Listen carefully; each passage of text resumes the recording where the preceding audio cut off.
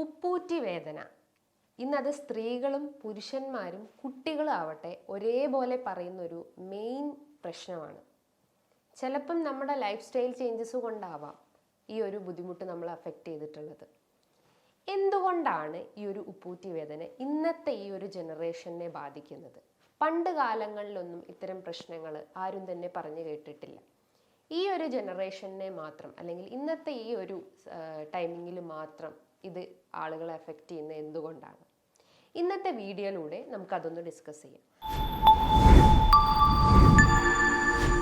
Hi, ഞാൻ doctor Juhi Das, QNB health കെയറിലെ homeopathic ഫിസിഷ്യനാണ്. നമുക്കറിയാം, നമ്മുടെ പാദം എന്ന് പറയുമ്പം ഒത്തിരി എല്ലുകൾ കൂടിച്ചേർന്നിട്ടുള്ളതാണ്. ഒത്തിരി ഫേഷ്യ അല്ലെങ്കിൽ മസിൽസ് അല്ലെങ്കിൽ പേശികൾ കൂടിച്ചേർന്നിട്ടുള്ളതാണ്.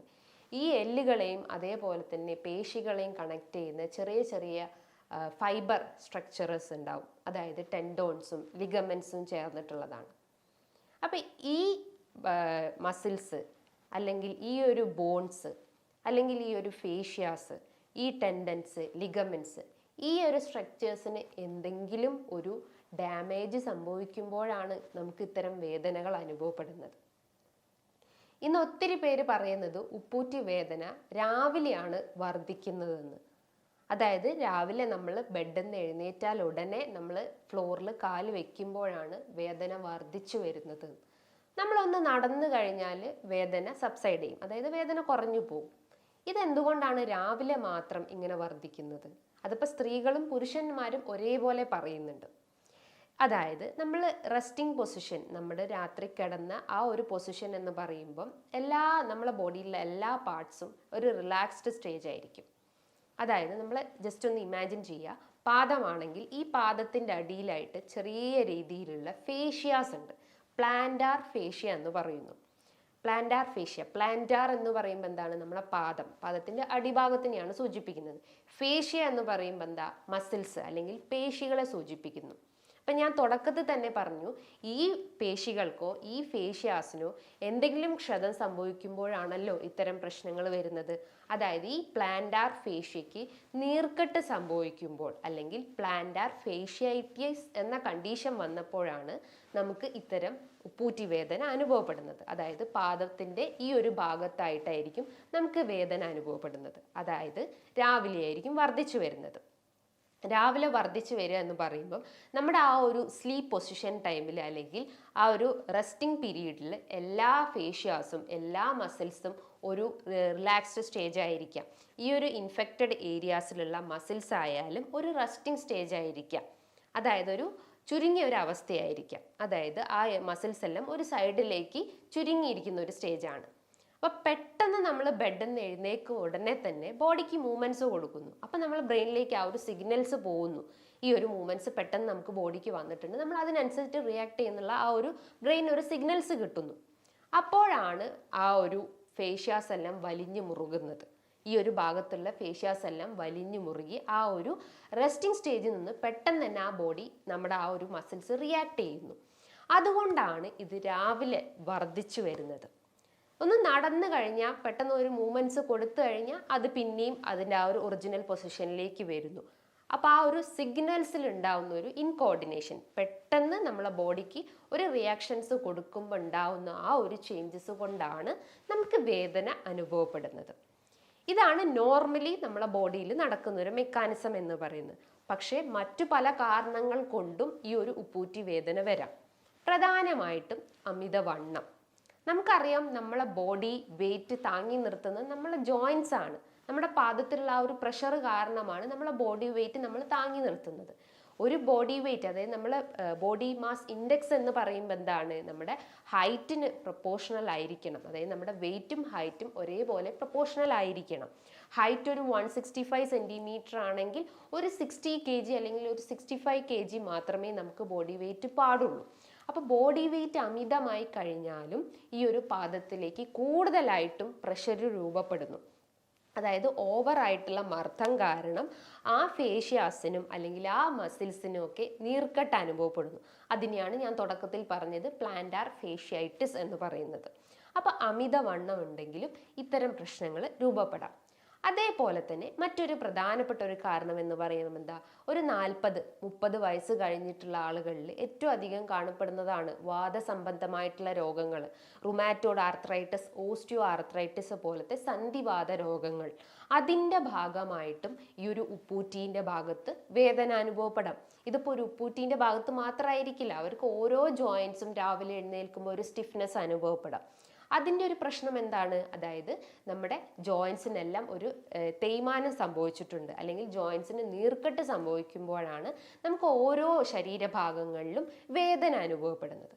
മറ്റൊരു പ്രധാനപ്പെട്ട ഒരു കാരണം എന്താണ്, അൺകൺട്രോൾഡ് ഡയബറ്റിസ്. അതായത് പ്രമേഹം നിങ്ങൾ കൃത്യമായിട്ട് കൺട്രോൾ ചെയ്തിട്ടില്ലെങ്കിൽ, അല്ലെങ്കിൽ നിങ്ങളുടെ ബ്ലഡ് ഷുഗർ കൃത്യമായിട്ട് കൺട്രോൾ ചെയ്തിട്ടില്ലെങ്കിൽ ഓരോ ബോഡി പാർട്സിൽ നിന്നും നമുക്ക് വേദന അനുഭവപ്പെടാം. നമുക്കറിയാം, നമ്മളെ വീട്ടിലുള്ള പ്രായമായിട്ടുള്ള ആളുകളൊക്കെ പറയുന്നതാണ്, കാലും കൈയൊക്കെ ഭയങ്കര കടച്ചിലുണ്ട്, നടക്കാൻ ഒട്ടും വയ്യ, വേദന അനുഭവപ്പെടുന്നുണ്ട്, കിടക്കാൻ പറ്റുന്നില്ല, ഇരിക്കാൻ പറ്റുന്നില്ല. ഇതിൻ്റെയൊക്കെ റീസൺസ് എന്താണ്, നമ്മുടെ ശരീരത്തിലെ ബ്ലഡ് ഷുഗർ ഷൂട്ട് ചെയ്തിട്ടുണ്ട്, അല്ലെങ്കിൽ ബ്ലഡ് ഷുഗർ ഹൈ ആയിട്ടുണ്ട്. അപ്പോൾ എപ്പോഴും ബ്ലഡ് ഷുഗർ കൺട്രോൾ ചെയ്യാൻ ശ്രമിക്കാം. അതേപോലെ തന്നെ മറ്റൊരു പ്രധാനപ്പെട്ട ഒരു കാരണം നമുക്കറിയാം, യൂറിക് ആസിഡ് എന്ന് പറയുന്നത് നമ്മുടെ ശരീരത്തിലെ ഏറ്റവും ആവശ്യമായിട്ടുള്ള ഒന്നാണ്. പക്ഷേ അതിൻ്റെ അളവ് കൂടിക്കഴിഞ്ഞാലും അതിന് പല രീതിയിലുള്ള പ്രശ്നങ്ങൾ ഉണ്ടാക്കാം. അത് ഓരോ ജോയിൻസിൻ്റെ ഇടയിലൊക്കെ പോയിട്ട് അത് ഡിപ്പോസിറ്റ് ചെയ്യുന്നു. അപ്പം അതിൻ്റെ ഫങ്ഷൻസ് അവിടെ കൃത്യമായിട്ട് നടക്കുന്നില്ല, അത് യൂറിനിലൂടെ പാസ് ഔട്ട് ചെയ്ത് പോകുന്നില്ല. അതായത് കൂടുതലായിട്ടും പ്രോട്ടീൻ മെറ്റബോളിസം നമ്മുടെ ശരീരത്തിൽ നടക്കുന്നു. അതിൻ്റെ ഒരു ബൈ പ്രൊഡക്റ്റ് അല്ലെങ്കിൽ അതിൻ്റെ ഒരു വേസ്റ്റ് പ്രൊഡക്റ്റ് ആയിട്ടാണ് യൂറിക് ആസിഡ് നമ്മുടെ ശരീരത്തിൽ ഫോം ചെയ്യുന്നത്. അപ്പോൾ അത് എന്ത് ചെയ്യും, നമ്മുടെ ഓരോ തള്ളവിരലിലും ചെറുവിരലിലും ഒക്കെ ചുറ്റുമായിട്ട് ഇത് ഡിപ്പോസിറ്റ് ചെയ്യുന്നു.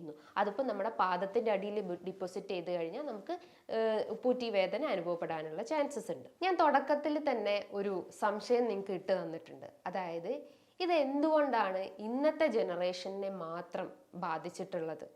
പണ്ട് കാലങ്ങളിൽ ഇത്തരം പ്രശ്നങ്ങൾ ആരും പറയാറില്ലേ? അതിൻ്റെ റീസൺസ് എന്ന് പറയുമ്പോൾ എന്താ, ഇന്നത്തെ ഒരു തലമുറ എന്ന് പറയുമ്പം എപ്പോഴും TV, മൊബൈൽ ഫോൺസ്, കമ്പ്യൂട്ടേഴ്സ് ഇതിൻ്റെ അകത്ത് അഡിക്റ്റഡ് ആണ്. അപ്പോൾ ബോഡിക്ക് ഒരിക്കലും ഒരു മൂവ്മെൻറ്റ്സ് അവിടെ കൊടുക്കുന്നില്ല. പണ്ട് കാലങ്ങളിലാണെങ്കിലോ നമ്മളൊന്ന് നടത്തം അല്ലെങ്കിൽ ഓടിച്ചാടി നമ്മുടെ ബോഡി എപ്പോഴും ഒരു മൂവ്മെൻറ്റ്സ് കൊടുക്കുന്നുണ്ട്. ശരീരം നന്നായിട്ട് വേർക്കും, നന്നായിട്ട് അധ്വാനിച്ച് ജോലി ചെയ്യുന്ന ആളുകളാണ് എല്ലാവരും പണ്ട് കാലങ്ങളിൽ. പക്ഷേ ഇന്ന് അങ്ങനെയല്ല. ഇന്ന് എല്ലാവരും ഈ ഒരു സോഫ്റ്റ്വെയർ അല്ലെങ്കിൽ ഇന്നത്തെ ആ ഒരു മടി പിടിച്ച ലോകത്തേക്ക് നീങ്ങിക്കഴിഞ്ഞിരിക്കുന്നു. അപ്പോൾ അതിൻ്റെ ഭാഗമായിട്ടും അല്ലെങ്കിൽ നമ്മളെ ബോഡിക്ക് എപ്പോഴും ഒരു മൂവ്മെൻറ്റ്സ് കൊടുക്കുകയാണെങ്കിലും നമുക്ക് ഇത്തരം വേദനകൾ നമുക്ക് പ്രിവെൻറ്റ് ചെയ്യാൻ പറ്റുന്നതാണ്. ഒരു ഇംപ്രോപ്പർ മൂവ്മെൻറ്റ്സ് അല്ലെങ്കിൽ ലാക്ക് ഓഫ് എക്സസൈസ് ആണ് ഇതിൻ്റെ മറ്റൊരു കാരണമെന്ന് നമുക്ക് പറയാം. അതേപോലെ തന്നെ നമ്മൾ യൂസ് ചെയ്യുന്ന അല്ലെങ്കിൽ നമ്മൾ ചവിട്ടുന്ന ആ ഒരു സർഫസും ഇതിനെ ഡിപ്പെൻഡ് ചെയ്യുന്നുണ്ട്. അതായത് വീട്ടിൽ ഗ്രാനൈറ്റ്സോ ടൈൽസ്, മാർബിൾസ് ഇത്തരം സർഫസിലൂടെ നമ്മൾ ചെരുപ്പിടാതെ നടക്കുകയാണെങ്കിലും അതിൻ്റെ ഭാഗമായിട്ടും നമുക്ക് ഉപ്പൂറ്റി വേദന അനുഭവപ്പെടാറുണ്ട്. അതേപോലെ തന്നെ നിങ്ങളുടെ ശരീരത്തിൽ തൈറോയ്ഡ് ഹോർമോൺസിൽ എന്തെങ്കിലും വേരിയേഷൻസ് വരുമ്പോൾ, അതായത് എസ്പെഷ്യലി ഹൈപ്പോ തൈറോയിഡിസം രോഗികളിലായാലും ഇത്തരം സിംറ്റംസ് രൂപപ്പെടാനുള്ള ചാൻസസ് ഉണ്ട്. സോ ഈ ഒരു പ്രശ്നങ്ങളാണ് അല്ലെങ്കിൽ ഇത്തരം കാരണങ്ങളാണ് നമ്മുടെ ശരീരത്തിൽ അല്ലെങ്കിൽ നമുക്ക് ഉപ്പൂറ്റി വേദന വരാനുള്ള റീസൺസ് എന്ന് നമുക്ക് പറയാം. ഇനി ഇത് നമുക്ക് എങ്ങനെ മാനേജ് ചെയ്യാമെന്ന് നോക്കാം. ഇതിൻ്റെ എക്സസൈസും അതേപോലെ തന്നെ ഡയറ്റും നമ്മൾ എന്തൊക്കെ ഫോളോ ചെയ്യണമെന്ന് നോക്കാം. എക്സസൈസ് എന്ന് പറയുമ്പം ഞാൻ പറഞ്ഞു, ആദ്യം തന്നെ ചെയ്യേണ്ടതെന്ന് വെച്ചാൽ നമ്മൾ റെസ്റ്റിംഗ് പൊസിഷനിലാണ് നമുക്ക് ഈ ഒരു വേദന അനുഭവപ്പെടുന്നത് എന്ന് പറഞ്ഞു. അപ്പം നമ്മൾ രാവിലെ എഴുന്നേറ്റാൽ ഉടനെ തന്നെ ബെഡിലിരിക്കുക. എന്നിട്ട് ബെഡിൻ്റെ അകത്ത് നിന്ന് നമ്മുടെ കാല് ജസ്റ്റ് ഒന്ന് താഴോട്ട് തൂക്കിയിടുക. എന്നിട്ട് ജസ്റ്റ് ഒന്ന് പാദത്തിന് എക്സസൈസ് കൊടുക്കുക. ഇമാജിൻ ചെയ്യുക, നമ്മുടെ ലെഗ് ആണെങ്കിൽ ഇതിന് ജസ്റ്റ് ഒരു അപ്പ് ആൻഡ് ഡൗൺ മൂവ്മെൻറ്റ്സ് കൊടുക്കുക എപ്പോഴും. അങ്ങനെ ഒരു മൂവ്മെൻറ്റ്സ് കൊടുക്കുമ്പോൾ ആ മസിൽസ് ഒക്കെ ഒന്ന് റിലാക്സ് ആവും. അതായത് ആ ഒരു കുടുങ്ങിക്കിടക്കുന്ന മസിൽസ് ഒന്ന് റിലാക്സ് ആയിട്ട് അതിൻ്റെ മൂവ്മെൻറ്റ്സ് ഒക്കെ ഒന്ന് കോർഡിനേറ്റ് ചെയ്യാൻ പറ്റും.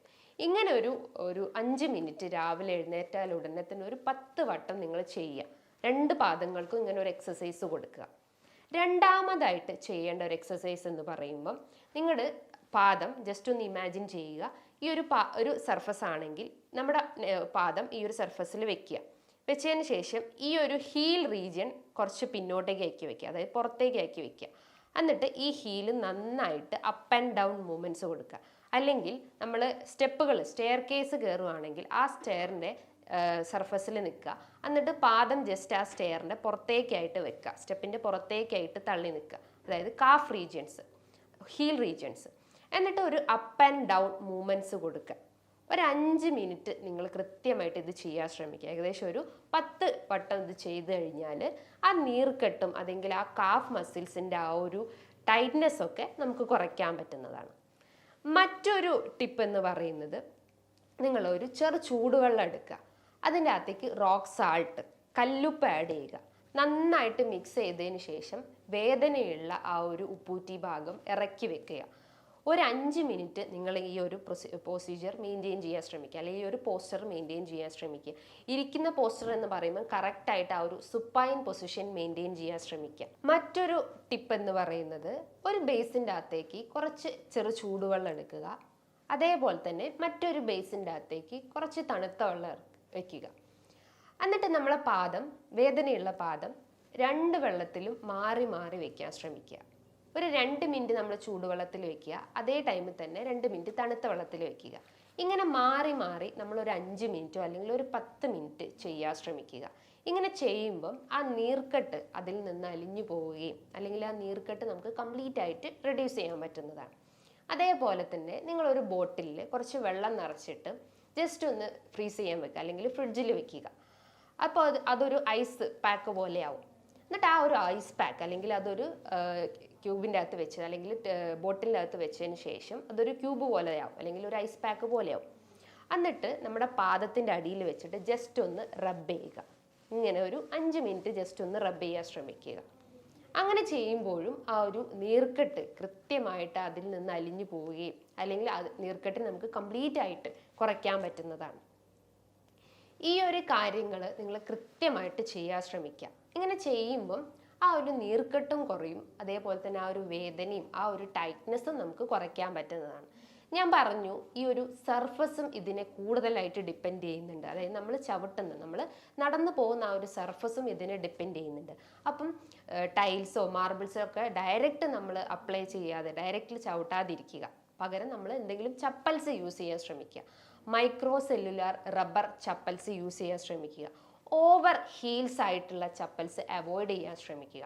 ഇനിയിപ്പോൾ ഷൂസൊക്കെ യൂസ് ചെയ്യുന്ന ആളുകളാണെങ്കിൽ ജസ്റ്റ് എന്തെങ്കിലും ഒരു സിലിക്കോൺ ജെല്ല് അതിൻ്റെ അടിയിൽ വെച്ചിട്ട് അതിൻ്റെ മുകളിൽ നമ്മൾ ചപ്പൽസ് യൂസ് ചെയ്യാൻ ശ്രമിക്കുക. അമിത വണ്ണുള്ള ആളുകളാണെങ്കിൽ അതാദ്യം കൺട്രോൾ ചെയ്യാൻ ശ്രമിക്കുക. വർക്കൗട്ട് ചെയ്യുക, ബോഡി എപ്പോഴും ഹീറ്റ് ചെയ്യാൻ ശ്രമിക്കുക. ആ എക്സസൈസ് ഇല്ലായ്മയാണ് ഒരുവിധം രോഗങ്ങളൊക്കെ നമ്മൾക്ക് സ്റ്റാർട്ട് ചെയ്യുന്നത്. അപ്പം നല്ല രീതിയിൽ ബോഡിക്ക് മൂവ്മെൻറ്റ്സ് കൊടുക്കാൻ ശ്രമിക്കുക. കൃത്യമായ അളവിൽ ഉറങ്ങാൻ ശ്രമിക്കുക. ഇനിയിപ്പോൾ ഫുഡ് ഐറ്റംസ് നോക്കുകയാണെങ്കിൽ വിറ്റമിൻ ഡി ഡെഫിഷ്യൻസീസ് ഉണ്ടെങ്കിലും നമുക്ക് ഈ ജോയിൻസിനൊക്കെ വേദന അനുഭവപ്പെടാം.